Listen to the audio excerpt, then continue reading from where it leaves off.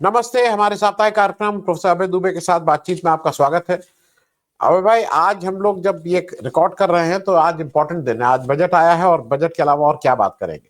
और मैं ये इसलिए मुझे एकदम से मैं देख रहा था कैलेंडर, अगली बार बात करेंगे तो उस दिन दिल्ली का मतगणना हो चुकी होगी। और दिल्ली नहीं, जी उसमें मिल्कीपुर भी है और देश के जो बाकी बाई इलेक्शन हो रहे हैं, जी तो वो जी भी इम्पोर्टेंट अगला शनिवार भी होगा। जी अब शनि किसको भारी पड़ता है ये देखने वाली बात है।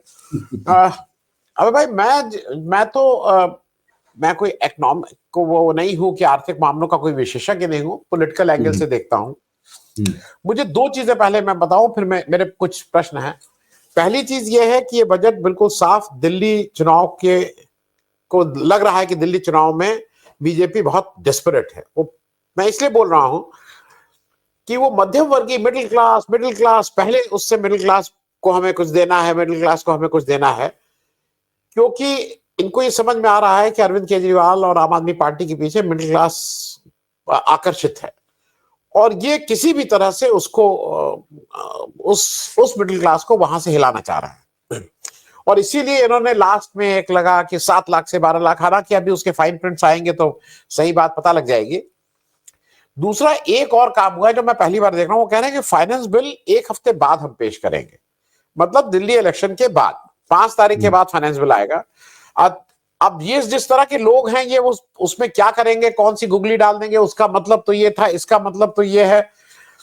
तो मुझे अभी भी, जिसको कहते हैं ना, we are keeping our fingers cross, ये पूरी तरह से दिल्ली इलेक्शन को सामने, और इसीलिए इसमें बहुत ज्यादा पिछली बार वो तमिल की उक्तियां और संस्कृत के वो और क्या क्या पढ़ रही थी, इस बार वो हम्म। फटाफट लगा कि ये इलेक्शन के।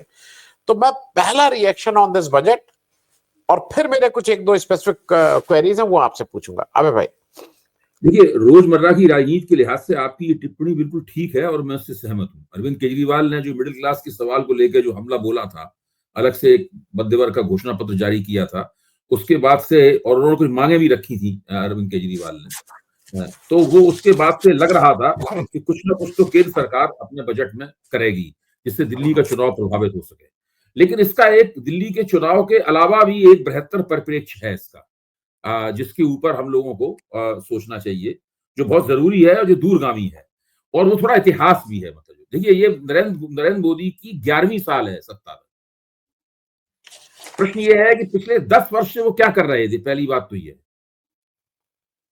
पिछले 10 वर्ष में उनको ये जो इल्हाम हुआ अचानक कि मध्य वर्ग को प्राथमिकता देनी चाहिए, उन्होंने ये इल्हाम पहले क्यों नहीं हुआ था।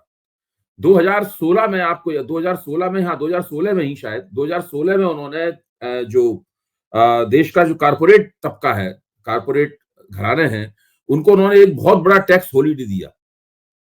लाखों करोड़ रुपए का टैक्स हॉलीडे उन्होंने कारपोरेट घराने को दिया। लेकिन वो उस वक्त भी उन्हें मिडिल क्लास की याद नहीं आई। चलिए, देर आए दुरुस्त आए। है क्या कि ये बजट दो दो कारणों से एक बहुत ही ज्यादा डरी हुई और घबराई हुई सरकार का बजट है। दो कारणों से। पहला कारण है बांग्लादेश की घटना। बांग्लादेश में जिन लोगों ने शेख हसीना का तख्ता पलटा और सत्ता पर कब्जा कर लिया, वो लोग गरीब और सरहारा लोग नहीं थे, वो विश्वविद्यालय के छात्र थे, और विश्वविद्यालय में मध्य वर्ग के छात्र पढ़ने के लिए जाते, क्योंकि उन्हें समझ में आ गया कि अगर भारत में ऐसी स्थिति बनी और मध्य वर्ग अगर इतना नाराज हो गया, इतना बांग्लादेश में नाराज हुआ था, वो देर ऐसी नौबत अभी नहीं थी, लेकिन ये अरविंद, इनको तो आगे 5 साल तक हुकूमत करनी है, तो पहली वर्ष चल रही है उनकी इस कार्यकाल की, तो 2-3 साल बाद ऐसी स्थिति आ सकती थी। इसलिए मध्य वर्ग को जरूर कोई ना कोई इन्हें उनकी आमदनी को बूस्ट देना था, ताकि बांग्लादेश जैसी स्थिति यहां पर पैदा ना हो। नंबर एक बात। दूसरी समस्या जो उनकी थी, इसकी वजह से ये बहुत ज्यादा डरे हुए थे, वो था नवंबर में जो तिमाही खत्म हुई है, उसमें भारत की ग्रोथ रेट 5.4% घट के रह जाना। ये सबसे बड़ी वजह। तो उसके तुरंत बाद ही आप देखिए, राजीव कुमार, जो कि एनआईटीआई कमीशन के कर्ता धर्ता रहे हैं, और हमारे मित्र राजीव भार्गव के ऑक्सफोर्ड यूनिवर्सिटी में सहपाठी थे, मैं भी उन्हें व्यक्तिगत रूप से जानता हूं, हैबिटेट में उनसे कई बार मुलाकातें हुई हैं। राजीव कुमार ने एक वक्तव्य जारी किया। उन्होंने वक्तव्य ये जारी किया कि असंगठित क्षेत्र पर सरकार को ध्यान देना चाहिए, उसके लिए नीतियां बनानी चाहिए। विवेक देवराय जो जिनका कुछ दिन पहले ही देहांत हुआ है, अपने देहांत से कुछ पहले उन्होंने एक वक्तव्य जारी किया था कि सरकार को शहरी क्षेत्र के लिए एक मनरेगा डिजाइन करना चाहिए, एक अर्बन मनरेगा डिजाइन करना चाहिए। तो पूरी तरीके से नरेंद्र मोदी के जो सलाहकार थे वो कोशिश कर रहे थे कि उनको वो खींच कर ले आए कि किसी तरीके से शहरों में आमदनी लोगों की बढ़े। अगर शहरों में आमदनी नहीं बढ़ेगी तो लोगों के पास खर्च करने लायक बिल्कुल पैसा नहीं होगा, बचत करने लायक तक पैसा नहीं होगा, खर्च करना तो छोड़ दीजिए। और ऐसी स्थिति में ना उद्योग धंधे बढ़ेंगे, उद्योग धंधे नहीं बढ़ेंगे तो निजी क्षेत्र जो है वो किसी भी तरह से निवेश नहीं करेगा। तो इन दोनों लक्ष्यों को एक साथ वेधने के लिए उन्होंने ये कदम उठाया है। अच्छा, बार बार कहा जा रहा है, अभी प्रधानमंत्री खुद ही कह रहे थे कि देश के नागरिकों की आमदनी बढ़ाने वाला बजट है ये। अब ये नागरिक कौन है? इस देश में केवल 3 से 3.5 करोड़ लोग ही प्रभावी तरीके से टैक्स देते हैं। जितने लोग रिटर्न फाइल करते हैं वो सब टैक्स पेयर्स नहीं है।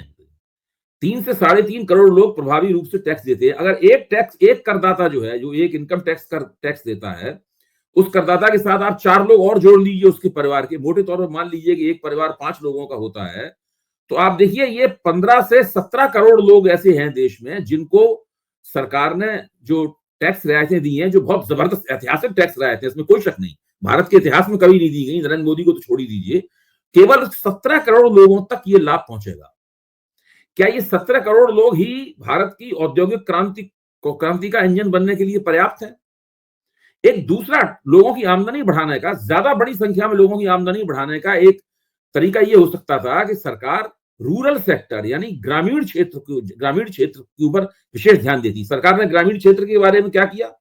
पिछली बार ग्रामीण क्षेत्र के लिए 86,000 करोड़ रुपए का आवंटन किया गया था। इस बार भी ठीक यही रकम है, 86,000 करोड़ रुपए। पिछले साल से अब तक जो मुद्रास्फीति बढ़ी है, अगर उस मुद्रास्फीति को उसमें से आप एडजस्ट करें, इन्फ्लेशन एडजस्ट करें, तो ये 86,000 करोड़ रुपए का जो आवंटन अभी है वो पिछले साल के मुकाबले घट जाता है। यानी न तो जो रूरल जॉब स्कीम्स हैं वो सब्सिडाइज स्कीम है, वो न फर्टिलाइजर और ना ही फूड, इनमें से सबके ऊपर मिला के रूरल सेक्टर के लिए केवल 86,000 करोड़ रुपए का आवंटन किया गया है। उसमें कोई बढ़ोतरी नहीं की गई। सबसे ज्यादा रोजगार देने वाला क्षेत्र जो है, अच्छा, और ये तब है जबकि सरकार, जब नवंबर के आंकड़े आए जो डरा देने वाले आंकड़े थे, तब सरकार की तरफ से तर्क ये आया था कि चिंता करने की जरूरत नहीं, अगली 2 तिमाहियों में हम लोगों की ग्रोथ रेट बढ़ जाएगी। क्यों बढ़ जाएगी ग्रोथ रेट? इसलिए बढ़ जाएगी क्योंकि जो ग्रामीण क्षेत्र है वो अच्छा कर रहा है। ग्रामीण क्षेत्र में उपभोग बढ़ेगा, उससे मांग बढ़ेगी बाजार में और उससे हमारी वृद्धि दर बढ़ जाएगी। तो जो अच्छा कर रहा था क्षेत्र, उसको अगर सरकार एक बूस्ट देती, थोड़ा सा उसमें हाथ लगा देती, थोड़ी सी मदद कर देती, तो कितना जबरदस्त फर्क पड़ता। लेकिन ऐसा करने की बजाय भारतीय जनता पार्टी ने उनकी जेब में पहले से ही पड़ा हुआ जो शहरी मध्य वर्ग है, जो हमेशा भाजपा को ही वोट देता है, वो नाराज हो। 4-5 दिन पहले ही नरेंद्र मोदी ने अपने सोशल मीडिया इंटरेक्शंस में कहा था कि भाई मध्य वर्ग आजकल बहुत दुखी, निराश और नाराज है। फिर उन्होंने अपने मंत्रियों से अपील की थी कि वो निकलें बाहर और मध्य वर्ग से बातचीत करें। तो उसी वक्त 5 दिन पहले की बात है, नवभारत टाइम्स में प्रकाशित हुआ था ये। उसी दिन समझ में आ गया था कि इस बार बजट में जो शहरी मध्य वर्ग है उसको, भाई गांवों पे भी, गांव के पास भी तो मध्य वर्ग है। ये जो किसान आंदोलन कर रहे दिल्लीवाल कौन है? ये ग्रामीण मध्य वर्ग है। जिन किसानों ने दिल्ली घेरी थी, 1 साल तक घेरे रहे, वो कौन है? वो ग्रामीण मध्य वर्ग है। उसकी कोई परवाह नहीं की गई।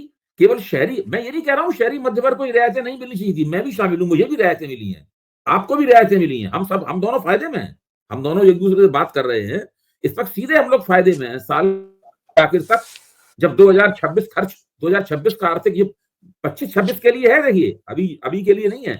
जब 2026 का आर्थिक वर्ष खत्म होगा तो हमारे और आपकी जेब में कुछ अतिरिक्त पैसा होगा, जिसको हम चाहे खर्च करें चाहे बचत कर लें उसकी। तो मेरा कहना है कि जिसमें देश की 65% आबादी है, उस ग्रामीण क्षेत्र को पूरी तरीके से उसकी उपेक्षा कर दी गई है, उसको कुछ भी नहीं दिया गया है, बिल्कुल उस तरफ ध्यान नहीं दिया गया है, बावजूद इसके कि अभी कुछ दिन पहले ही ये कहा गया था कि ग्रामीण क्षेत्र अच्छा कर रहा है, इसकी वजह से हमारी अर्थव्यवस्था एक करवट ले सकती है और दिक्कत से निकल सकती है। तो मैं बता रहा हूं सरकार की प्राथमिकताएं किस किस्म की हैं। सरकार ग्रामीण क्षेत्र वाले जो इतनी क्रांति करनी थी, सरकार का मानना है कर चुके, वो दिल्ली घेर चुके, अब इससे ज्यादा वो क्रांति नहीं कर सकते। अब सवाल ये है कि उनको हम घुसने नहीं देंगे दिल्ली में, दूसरा हथकंडा ये है, डल्लेवाल साहब अनशन करके मर जाएं शंभू बॉर्डर पे या कोई और, वो दिल्ली में नहीं घुसने देंगे साहब। तो जो ग्रामीण क्षेत्र से क्रांति होने का अंदेशा था, यानी विद्रोह होने का अंदेशा था, उसको सरकार ने भांप लिया है। वो सरकार दोबारा गलती वो करेगी नहीं। लेकिन जो शहर के युवा हैं, शहर के जो टैक्स पेयर्स हैं, करदाता हैं, उनका क्या किया जाए? उनको तो आप रोक नहीं सकते, आप उन्हें शहर से बाहर निकाल के गांव में धकेल नहीं सकते। तो उनकी जेबें भरना जरूरी है और उनको लगेगा कि उनको रियायतें दी गई हैं, सरकार उनकी है। भाई अमित शाह ने क्या कहा? मोदी के दिल में मध्य वर्ग है। मध्य वर्ग नहीं, ये शहरी मध्य वर्ग है, ये नागरिक नहीं, ये टैक्स पेयर नागरिक है।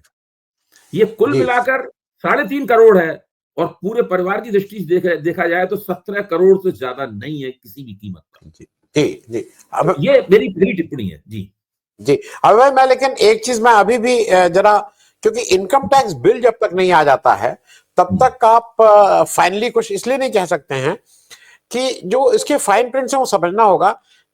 4 लाख तक टैक्स फ्री इनकम है, 4 से 8 एक है, फिर 8 से 12 एक स्लैब है, और वो सैलरीड क्लास को किस तरह से इसमें छूट मिलेगी वो जब इनकम टैक्स बिल वो 7 दिन बाद निकालेंगे दिल्ली इलेक्शन के बाद, तब आपको असली पता लगेगी मार आपको पड़ी, हम और आप बचे हैं कि हम आप बचे नहीं हैं। अभी आप फाइनली ये आपकी बात सही है, ये आपकी बात सही है, उसके अंदर कुछ तिकड़मबाजी हो सकती है, लेकिन इसके बावजूद भी अभी कई जो सीए हैं, कई इस तरह के लोग जो हैं जो इन बातों पर काफी महारत रखते हैं, तो जब उनसे बातचीत हो रही थी तो उनका कहना यह था कि हम भी शुरू में समझते थे कि ये सरकार इसमें कई तरह की शर्तें लगाएगी कि आप ऐसा करेंगे तब ये होगा, वैसा करेंगे, ये इन्वेस्टमेंट करेंगे, वो इन्वेस्टमेंट करेंगे।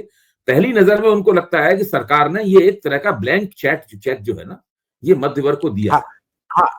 हाँ, लेकिन अबे भाई साथ में वो 4 से 8 पे 5%, 8 से 12 पे 10%, 12 से 16 पे 15%, वो भी एक स्लैब अनाउंस किया। खैर मैं एक चीज और जरा समझ लूं, मैं पहली बार कई जो तात्कालिक है उसका क्या प्रभाव पड़ा, और ये बिल्कुल जल्दी में बनाया गया बजट इसलिए लग रहा है। पहली बार इस बजट में ना राम मंदिर का जिक्र है, ना कोई धार्मिक टूरिज्म की बात है, ना धार्मिक ट्रस्ट है, ना कुंभ की बात है। और मुझे ऐसा लगता है ये इसका ना करने का एक बड़ा कारण यह है कि अगर वो कुछ भी धार्मिक बात करते तो कुंभ पे प्रश्न उठ ही जाता और लोगों को याद आ जाता कुंभ। तो ये फोर्सफुली नहीं, तो ये इतनी जल्दी मानने वाली सरकार नहीं है। दूसरा जो मेरा एक ऑब्जर्वेशन है, दूसरा मेरा एक ऑब्जर्वेशन और है अभय भाई, एक साथ मैं दोनों कर लूं कि मैं 2-3 आपको एग्जाम्पल दे दूं। इस पे पूरी तरह से राहुल गांधी की और कांग्रेस के न्याय पत्र की छाप नजर आती है। मैं 3 सिर्फ आपको बातें कहूंगा, कई जगह आती है लेकिन मैं 3 बता दूं। एक मिनट आनंद जी, आप ये क्यों कह रहे हैं? आप सीधे सीधे हम लोगों को सीधे सीधे ये कहना चाहिए। आप जो बात कह रहे हैं इसी को मैं घुमा के कह रहा हूं। आपकी बात को मर्म रखते हुए कह रहा हूं कि ये जो इस सरकार को जो 300 से ज्यादा सीटें मिली थी, 240 रह गई घट के, ये उसका डर भी है जी। ये हाँ, वो कांग्रेस के न्याय पत्र की उसके अंदर बहुत प्रमुख भूमिका है 240 रह जाने में। जी नहीं, और मैं उसमें 3 चीजें इसलिए कर दूं समझने की दृष्टि से।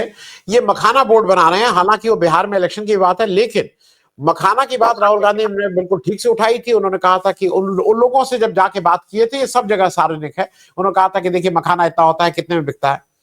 दूसरा बिल्कुल ठीक से मुझे याद है, ये लेदर के लिए 22 लाख लेदर मोचियों को ये कुछ करने की बात कर रहे हैं। मोची से भी गए थे राहुल गांधी मिलने और उनको मशीन किए थे रायबरेली में, पूरे उसने कनेक्ट। और तीसरी बात जो मेरे ख्याल में सबसे इंपॉर्टेंट था, वो गिग वर्कर्स की बात पहली बार कांग्रेस ने न्याय पत्र में उठाई। राहुल गांधी लगातार उन लोगों से मिलते रहे, उस पर बात करते रहे, और सरकार को इस बार गिग वर्कर्स के बारे में कहना पड़ा और अनाउंस करना पड़ा कि हम उनको 1 करोड़ गिग वर्कर्स को आईडी कार्ड इशू कर देंगे, इत्यादि इत्यादि। मैं इस पे भी एक टिप्पणी आपकी चाहूंगा कि कम से कम विमर्श हो। अगर विपक्ष ठीक से काम करे तो सरकार को कहीं ना कहीं उसकी बात, मतलब जनता की बात को भी समझना पड़ता है और मानना पड़ता है। आपका जो अवलोकन है उससे मैं 100% सहमत हूं। ये विपक्ष ने पिछली बार जो कारनामा किया था जिसमें इनकी सीटें घटकर 240 रह गई, ये उसका बिल्कुल सीधा सीधा प्रभाव है। मैंने जो 2 कारण बताए थे, मुझे तीसरा कारण उसमें ये भी जोड़ना चाहिए था, है कि नहीं? ये बिल्कुल सीधा सीधा उसका प्रभाव है, क्योंकि पिछली बार तो उनको 2 बार 2014 में और 2019 में इनको स्पष्ट बहुमत मिल गया था, तो इन्हें मध्य वर्ग की या जनता के किसी भी हिस्से की कोई परवाह नहीं थी। हालांकि जिस मध्य वर्ग की इन्होंने परवाह की है वो 15-17 करोड़ से ऊपर नहीं जाता है, लेकिन किसी की भी उन्हें परवाह नहीं थी। अब इसमें एक और बात है, निर्मला सीतारमण ने कहा है कि हमने इनकम टैक्स में रियायतें दी हैं, उससे हम हमारे राजस्व में 1 लाख करोड़ रुपए का घाटा होगा, यानी हम 1 लाख करोड़ रुपए कम वसूलेंगे। लेकिन इसके अंदर एक छोटी सी चालाकी है। वो चालाकी ये है कि ये इनकम टैक्स के जरिए अपनी आमदनी बढ़ाने की बजाय इनकी पूरी कोशिश ये है कि अप्रत्यक्ष करों पर ज्यादा जोर दें। अच्छा, जीएसटी आ जाए, लोगों के पास जो आमदनी बचेगी, उस आमदनी को लेकर अगर बाजार में खाना खाएंगे, चाय भी पिएंगे, पेन भी खरीदेंगे, कुछ भी खाएंगे, तो पहले से ज्यादा जीएसटी देंगे। अच्छा, पूरे बजट के अंदर जीएसटी रिफॉर्म की कोई चर्चा नहीं है। ठीक है, बजट में जीएसटी को नहीं बदला जा सकता, ये बात सही है, लेकिन बजट में जीएसटी के रिफॉर्म के लिए एक संकल्प किया जा सकता था। भारत का जीएसटी जो है वो बहुत गड़बड़ है, इसमें हर स्तर पर टैक्स कलेक्ट किया जाता है, जबकि कायदे से टैक्स केवल आखिरी स्तर के ऊपर कलेक्ट किया जाना चाहिए। हर स्तर पर टैक्स कलेक्ट करने से क्या होता है कि आम लोग ज्यादा टैक्स देते हैं, और जैसा कि हम लोग जानते हैं कि जीएसटी का जो 64% जीएसटी जो जितना सरकार ने वसूला है, वो 64% निहायत गरीब आदमी का दिया हुआ जीएसटी है, वो अमीर आदमियों का दिया हुआ जीएसटी नहीं है।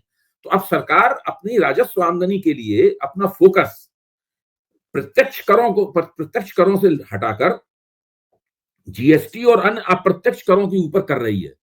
तो इससे आप समझ लीजिए कि सरकार ने अपनी आमदनी बढ़ाने के लिए जो एक तरह की जो लोगों की जेब से पैसा खींचने वाली प्रक्रिया होती है, वो अप्रत्यक्ष करों में बहुत ज्यादा होगी जम के, और ये लोगों को पता लगते लगते देर हो जाएगी, 6-7 महीना हो जाएगा, तब समझ में आएगा कि ये इनकम टैक्स की जो खुशी है वो कहां पर जाके सुहा हो रही है। जी जी। मैं अबे भाई, एक और इम्पोर्टेंट जो मेरे हिसाब से बहुत खतरनाक चीज है, और वो ऐसी चली जा रही है, इन्होंने कहा है कि हम जन विश्वास बिल पार्ट 2 लाने जा रहे हैं, और ये भी बताया कि 2023 में हमने जन विश्वास बिल पार्ट 1 लाए थे, जिसमें 180, उन्होंने कहा था, वर्ड सुनने में अंग्रेजी में बहुत अच्छा लगता है, कि डीक्रिमिनलाइज किया था हमने 180 उनको, और अब हम फिर से 100 और कानूनों को डीक्रिमिनलाइज करेंगे। उसमें किया यह था कि जो दवा बनाने के जो कानून थे, उसमें मतलब 180 में कई थे, उसमें अगर अब कोई नकली दवा बनाएगा तो पहले 10 साल की सजा थी, अब वो 3 साल की हो गई, और उसमें भी पैसा देके निकल जाइए, और वो भी कुछ 10-20-50 हजार रुपए। तो वो एक तरह से इंसेंटिव है नकली दवा बनाने वालों के लिए। तो उसी तरह का ये जो जन विश्वास बिल के आड़ में ये लेबर लॉस को खत्म कर रहे हैं। इस देश में नारायण मूर्ति जो एक बड़ा नाम होते हैं, वो कह रहे हैं कि 70 घंटा कम से कम आदमी को हफ्ते में काम करना चाहिए, जो अमानुषिक है। दुनिया के किसी भी जगह पे 70 घंटा आदमी हर हफ्ते काम नहीं करता है। मैं इस जनविश्वास बिल पे भी आपकी एक छोटी टिप्पणी चाहूंगा कि ये सरकार की निगाहें बिल्कुल साफ है कि मुझे करना क्या है, कैसे। आपने जनविश्वास बिल काफी पर्याप्त तो बिल्कुल बेहतर टिप्पणी की है। मैं एक इसी से जुड़ी हुई दूसरी चीज की तरफ आपका ध्यान खींचूंगा। जी, बजट से पहले आर्थिक सर्वे आता है। जी हाँ, आर्थिक सर्वे जो हमारे जो सरकार के मुख्य आर्थिक सलाहकार हैं, उनके नेतृत्व में आर्थिक सर्वे आता है, और उनका नाम है वी अनंत नागेश्वरन। पिछले 3 साल से भारत सरकार के मुख्य आर्थिक सलाहकार हैं, बहुत नेक आदमी है और साफ बात बोलते हैं। जो आर्थिक सर्वेक्षण लिखा जाता है वो दरअसल विशेषज्ञ लोग लिखते हैं, जो फाइनेंशियल टेक्नोक्रेट्स हैं, मतलब जो यानी इकोनॉमिक टेक्नोक्रेट्स हैं, वो लिखते हैं आर्थिक सर्वे। तो आर्थिक सर्वे बड़ा ईमानदाराना दस्तावेज होता है एक तरह से। उन लोगों को चुनाव नहीं लड़ना, उनको दोबारा जीत के वापस नहीं आना, तो जो अर्थव्यवस्था की स्थिति होती है वो पूरी की पूरी उसमें लिख देते हैं और अपने सुझाव भी देते हैं। अब ये सरकार का काम है कि उसमें कौन से सुझावों पर गौर करती है, कौन सुझाव पर गौर नहीं करती है।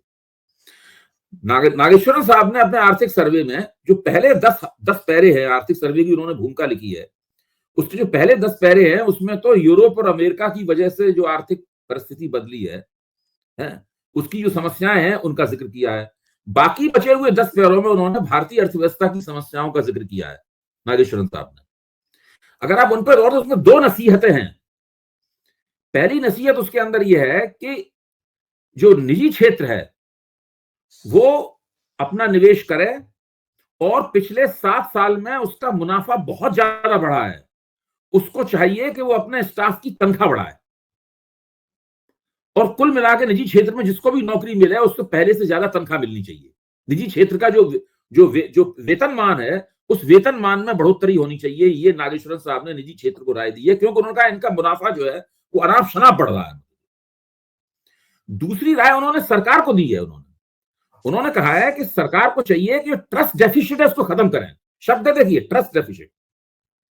सरकार को चाहिए कि ट्रस्ट डेफिसिट, ट्रस्ट, इसका मतलब क्या है? इसका मतलब एक ही है कि सरकार एजेंसियों का इस्तेमाल करके किसी एक दो पूंजीपतियों को फायदा पहुंचाती है और दूसरे पूंजीपतियों को ठेंगा दिखाती है। इससे पूरी अर्थव्यवस्था में ट्रस्ट डेफिसिट पैदा होता है। हम लोग कई बार इस बारे में चर्चा कर चुके हैं। नागेश्वर साहब कह रहे हैं उसको खत्म किया जाए। अब आप देखिए, बजट में निर्मला सीतारमण इन दोनों जो निजी क्षेत्र को जो राय दी गई है, एक न तो उस राय को उन्होंने पुष्ट किया, उन्हें चाहिए था, उन्हें कहना चाहिए था बजट में कि भाई कुछ होना चाहिए। अच्छा, नागेश्वर साहब ने तो ये तक कहा था कि अगर आपने एआई का इस्तेमाल किया, आर्टिफिशियल इंटेलिजेंस का इस्तेमाल किया और उसकी वजह से आपके क्षेत्र में नौकरियां गई, तो आपके ऊपर अतिरिक्त टैक्स लगना चाहिए इसका। ये भी उन्होंने उसमें कहा है। निर्मला सीतारमण ने इसको भी छोड़ दिया। निजी क्षेत्र से निवेश कराने के लिए उनकी पर कोई दबाव बनाया जाए, इसको भी उन्होंने छोड़ दिया। और जो उन्होंने सरकार को ट्रस्ट डेफिसिट खत्म करने के लिए जो राय दी है उसको भी पूरी तरीके से छोड़ दिया। ये उन्हीं के सलाहकार हैं।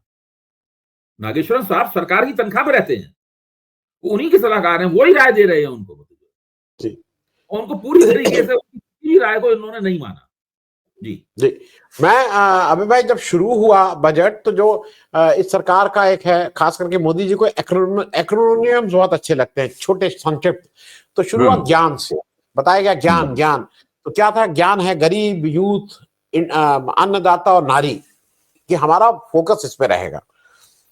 मुझे तो यहाँ पे ना गरीब का, ये तो मिडिल क्लास की बात की है, ये 2024 के चुनाव से पहले वाला जो बजट था है, उसमें उन्होंने ये ज्ञान बहुत उछाला था इन्होंने। जी। और मुझे एक चीज ये लगी कि ये अपना पुराना रिपोर्ट कार्ड कुछ नहीं बताते हैं। दो चीजों पे मैं आपका एक करूंगा कि एक तो इन्होंने न्यूक्लियर पावर का 2047 का एक बता दिया टारगेट, कि हम 2000 अभी हम लोग 8-10 गीगा वॉट्स हैं। इन्होंने कहा 2047 में हम 100 हो जाएंगे। 47 में कौन जिंदा रहेगा, इसको सुनने के लिए और इसको पूछने के लिए कि आपने ये कहा था। दूसरा एक और चीज हुआ, इन्होंने बहुत सफाई से बोल दिया और उसका कोई जवाब, उसका एक्सप्लेनेशन नहीं दिया। ये अब कह रहे हैं अर्बन चैलेंज फंड एक है जिसमें न्यू एज सिटी बनाएंगे। अब वो 1 लाख करोड़ रुपया उसमें डाल रहे हैं। भैया वो स्मार्ट सिटी का क्या हुआ, उसका कोई एक रिपोर्ट कार्ड दोगे कि स्मार्ट सिटी बनी है, उसका क्या हुआ है? मैं इस पे एक आपका टिप्पणी चाहूंगा कि सरकार की एक ये स्थापित टेंडेंसी है, स्थापित प्रवृत्ति है कि ये इस प्रकार का हथकंडा इस्तेमाल करती है कि इसके पिछली जो घोषणाएं हैं उनका कोई ऑडिट ना होने पाए। इसलिए नई घोषणाएं बहुत सारी करती है, लोग उसमें उलझे रह जाते हैं। क्योंकि मीडिया स्पेस पे कैप्चर कर रखा है, तो पत्रकार लोग पलट के पूछते नहीं है कि भाई आपने जो स्मार्ट सिटी का ऐलान किया था उसका क्या हुआ, कितने सिटी स्मार्ट बने, या अर्ध स्मार्ट बने हैं, कि चौथाई स्मार्ट हैं, कि बिल्कुल स्मार्ट नहीं है, या एक आध कोई सिटी पूरी तरह स्मार्ट हो गया हो तो नमूने के तौर पर बता दो, हम जाके दिखाएं कि भाई स्मार्ट सिटी कैसा होता है। अभी तक तो कोई स्मार्ट सिटी भारत में दिखाई नहीं पड़ा। इसी तरीके से बुलेट ट्रेन है, जब भाई प्रधानमंत्री बने थे 2014 में, तो बुलेट ट्रेन का क्या हंगामा था। आज तक ना तो अश्विनी वैष्णव उसके बारे में कुछ बोलते हैं, ना प्रधानमंत्री उसके बारे में कुछ बोलते हैं। कोई बुलेट ट्रेन का हुआ क्या? उसमें तो हजारों करोड़ रुपया घुसा पड़ा हुआ है बुलेट ट्रेन में। क्या बुलेट ट्रेन कहाँ चल रही? उसकी पटरी बनी कि नहीं बनी, उसकी बोगी बनी कि नहीं बनी, उसका जो रिलेइंग सिस्टम है वो बना कि नहीं बना, क्या हुआ क्या बुलेट ट्रेन का? कुछ तो बताएं। 11वीं साल चल रही है, इसका भी कोई ऑडिट नहीं होता है। तो इन तमाम चीजों का कोई ऑडिट नहीं होता है, इनका किसी तरह का, कोई इनसे पलट के सवाल नहीं पूछता है। इस तरह का माहौल बना दिया है मीडिया स्पेस पूरी तरह का। अब सारा मीडिया जो है इसी बात में उलझा हुआ है कि 12 लाख तक की आपकी आमदनी होगी तो आप पे कोई टैक्स नहीं लगेगा, और ये एक बहुत बड़ा गजब हो गया है। इसी में अच्छा, कोई अगर दूसरा एक्सपर्ट जो बैठा रखे उन्होंने, कोई कहता है कोई कि भाई यार उस पर भी देख लोगे, वो कमीशन बना रहे, उससे सिविल लिबर्टीज को खतरा पैदा हो जाएगा, तो एंकर उसकी बात ही नहीं सुनता। जी जी जी। मैं सिर्फ एक चीज और करके इसको खत्म करूंगा, जी। क्योंकि ये भी एक वो फिगर्स हैं। मैं तीन तीन क्षेत्र बता रहा हूं। हेल्थ में 2025 में जो इनका बजट एस्टिमेट था 2025 के लिए, मतलब 24-25 के लिए, वो था 89 मतलब 89,287, 89,287 करोड़ रुपया। जो रिवाइज एस्टिमेट किया और जो खर्च करने की बात है वो 88,000 करोड़ हुआ, 88,032, मतलब उससे कम किया। एक्चुअल अभी आया नहीं है, लेकिन रिवाइज में ही इन्होंने उसको 1,000 करोड़ कम कर दिया था। हेल्थ एजुकेशन में इनका था 1,25,638 करोड़। रिवाइज एस्टिमेट इन्होंने, ये बजटेड एस्टिमेट थे, रिवाइज में उसको कम करके किया 1,14,054 करोड़। और तीसरा सिर्फ इसलिए बता दूं दर्शकों को, सोशल वेलफेयर 56,501 करोड़ बजटेड था 2025, और जो रिवाइज एस्टिमेट है वो 46,482, 10,000 करोड़ कम। मैं इसलिए आपसे ये पूछ रहा हूं कि आप कुछ बजट बोल दीजिए, आप कुछ बोल दीजिए, मैं इसको मानूंगा ही नहीं, और मेरा जो मन आएगा मैं रिवाइज एस्टिमेट में कर दूंगा, मैं खर्च ही नहीं करूंगा। यहां तो मैं बोल दूंगा कि इतने 1,000 करोड़, इतना वो। इसलिए जो मैं कह रहा हूं ना कि जब तक इनकम टैक्स बिल आ नहीं जाता है तब तक आप ये कह नहीं सकते हैं, आप राहत की सांस नहीं ले सकते हैं। अबे भाई जरा इस पे, ये सरकार तो आप बिल्कुल ठीक कह रहे हैं। देखिए, इन्होंने एक घोषणा की अभी, निर्मला सीतारमण ने घोषणा की कि सरकारी अस्पताल हैं उनमें 200 डे केयर सेंटर बनाए जाएंगे। अच्छा, सुनने में लगता है कि ये जो जन स्वास्थ्य प्रणाली है उसको मजबूत करने के लिए की गई घोषणा है, जिसका स्वागत होना चाहिए। इसमें कोई बुरी बात नहीं है कि सरकारी अस्पतालों में आप डे केयर सेंटर बना दें। अच्छा, दूसरी तरफ आपने अभी अभी सूचना दी है कि ये इन्होंने पिछली बार जो हेल्थ पे, स्वास्थ्य पे आवंटित किया था, उसमें से उन्होंने 1,000 करोड़ रुपए तो संशोधित आवंटन में ही कम कर दिया है जी। तो अब सवाल ये है कि ये डे केयर सेंटर बनाने के लिए पैसा कहां से आएगा? अभी तक के में तो डे केयर सेंटर बनाए नहीं थे, उसकी घोषणा ही थी, प्लान में ही नहीं था डे केयर सेंटर। अब वो डे केयर सेंटर से कहां से आएगा पैसा उसका? तो ये इस तरह की बहुत सी बात आपने बिल्कुल ठीक कहा। जब फाइन प्रिंट हम लोगों के सामने आएगा तब हम उसकी ज्यादा अच्छी कर पाएंगे। और मेरा मानना यह है, मेरा आपसे अनुरोध भी है कि प्रोफेसर अरुण कुमार या दूसरे ऐसे ही किसी समान रूप से विशेषज्ञ अर्थशास्त्री को बैठाकर एक दिन हम लोग यही अपना वाला जो कार्यक्रम करते हैं, उनसे समझा जाए, जो है उनसे उनके साथ अरुण जी को बैठा के, जो है ना, अभी अरुण जी को मैंने फोन किया था लेकिन वो बहुत ज्यादा बिजी रहे होंगे, तो वो वरना बात अभी हो जाती कि अरुण जी का मुख्य तर्क ये था कि जब तक असंगठित क्षेत्र को प्रमुखता नहीं दी जाएगी तब तक इस सरकार की और अर्थव्यवस्था की समस्याएं दूर नहीं होंगी। इस सरकार ने थोड़ा सी एक्टिंग की है जिससे लगता है कि असंगठित क्षेत्र की तरफ उसका ध्यान गया है। यही देखने की बात है। अरुण जी बता सकते हैं इसको ज्यादा देख के। तब तक कल तक और भी चीजें सामने आ जाएंगी, ये 2-3 दिन में और भी चीजें सामने आ जाएंगी, तब हम लोग देखेंगे कि वास्तव में असंगठित क्षेत्र के साथ सरकार ने क्या सलूक किया है। जी। अबे भाई मैं बस एक चलते चलते इसलिए कि एक खतरा और बता दूं मैं, तो वो खतरे जो मुझे दिख रहे हैं, एक सरकार ने अब शुरू किया है कि हम अब मेडिकल टूरिज्म शुरू करेंगे, हील इन इंडिया, और उसकी पार्टनरशिप सरकार प्राइवेट उनसे करेगी। मुझे सिर्फ ये लग रहा है कि ऐसे ही आपके पास मरीज इतने ज्यादा थे, देखने का नहीं है, ये पार्टनरशिप विद प्राइवेट करके हम लोगों का, हमारा और आपका जो मिडिल क्लास वाले अपने को कहते हैं, हम लोग का इलाज अब महंगा होने जा रहा है, ये ध्यान रखिएगा। नहीं, आप देखिए ना, ये तो जो मेडिकल टूरिज्म है, भारत पहले से ही विदेशों से आने वाले बीमार लोगों के लिए ऑपरेशन कराने के लिए वगैरह वगैरह, भारत पहले से बहुत बड़ा अड्डा बना हुआ है। ये कोई अभी नई बात नहीं है, क्योंकि विदेशों में इलाज है बहुत महंगा, उसके मुकाबले भारत में उन लोगों को सस्ता होता है। जैसे विदेशों में तो जितना एक मझोले दर्जे के रेस्तरां में जो खाने में खर्च होता है, हमारे यहाँ 5 स्टार होटल में खर्च होता है। तो वहां पे जो विदेशी टूरिस्ट आता है 5 स्टार होटल में, उसको लगता है कि बड़ा सस्ता खाना खा रहा है। हम लोगों को 5 स्टार होटल खाना बहुत महंगा लगता है, तो उनके लिए अलग तरीके, तो वो उसमें कोई नई बात इसके अंदर नहीं है, इसके अंदर जो टूरिज्म के बारे में है। और इसमें कई चीजें जो ऐसी हैं, अब जैसे कि एक है कि पूरी एटॉमिक एनर्जी में उन्होंने एटॉमिक एनर्जी को निजी क्षेत्र के लिए खोल दिया है पहली बार यहाँ पे। ये भी अपने आप में, इसका क्या नतीजा होगा, क्या इसके फलितार्थ होंगे, ये अभी हम लोगों को नहीं पता है। इंश्योरेंस में 100%, और इंश्योरेंस में उन्होंने 100% विदेशी निवेश के लिए छूट दे दी है। अब LIC का भविष्य क्या है, जरा सोचिए। एलआईसी की पॉलिसी खरीदते समय जरा सोच के खरीदिए, क्या होगा एलआईसी का भविष्य। एलआईसी बिकेगी, क्या होगा भाई? 100% निवेश, तो 100% तो एलआईसी खरीदी जा सकती है। जी तो मैं कह रहा हूं कि ये जो सब सरकार ने जो किया है, इसके अल्पकालीन और दूरगामी दोनों तरह के फलितार्थ हैं। इन फलितार्थों पे बीच बीच में हम लोग गौर करते रहेंगे। अबे भाई, मैं डराने के लिए दर्शकों को नहीं, एक और डर, एसेट मोनेटाइजेशन की बात हुई है कि 25 से 30 में 10 लाख करोड़ रुपए को रेज करने की बात है। क्या क्या बेच देंगे मालूम नहीं, क्या क्या बेच देंगे इस देश का कहने नहीं मालूम है मुझे तो। ठीक बात जी चलिए भाई, बहुत दिखता भी नहीं। कई बार इन्होंने जो डिमोनेटाइजेशन, सॉरी, जो सरकार की संस्थाएं बेचने के बारे में कोशिश करती हैं, बहुत औने पौने दामों में बेचते हैं और वो ठीक से इन पे बिकता भी नहीं है इन पे। जी जी नहीं, वो दोनों चीजें बेचना वो चाहते भी हैं औने पौने दाम में, क्योंकि किसी व्यक्ति विशेष को देना है, तो इसलिए हम लोग को औने पौने लगता है, लेकिन वो उनकी रणनीति का हिस्सा भी हो सकता है। अभी भाई बहुत बहुत धन्यवाद, थैंक यू सो मच बातचीत करने के लिए। बीच में हम लोग एक बार अरुण भाई साहब के साथ बैठ के बात करने की कोशिश करेंगे, लेकिन अगले शनिवार को तो एक बड़ा दिन है। शनिवार वो मैंने जैसे कहा कि शनिवार उसके बाद जी बीच में। जी